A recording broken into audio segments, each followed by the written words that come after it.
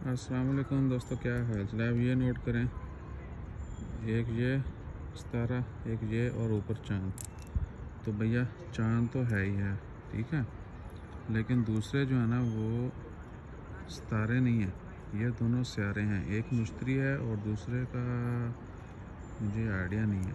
और ये भी कि कल ये तीनों जो है ना ये एक जैसे डिफरेंस के साथ थे।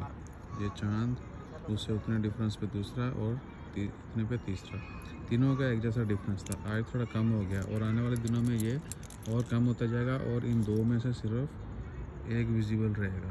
एक थोड़ा जो है ना वो दूर चला जाएगा, उसकी विजिबिलिटी बहुत पुअर हो जाएगी और वो फिर सितारा लगना शुरू हो जाएगा और दूसरा जो है वो चमकता रहेगा। और अक्सर इसी तरह सेटेलाइट्स जो है ना वो चमक रही होती हैं। सो ये मैंने जूम बैक कर दिया। दिस इज़ यानी वो मैक्सिमम हो गया। थोड़ा जूम करें तो फिर ये नज़र आती है। कल बहुत ज़्यादा विजिबल थे।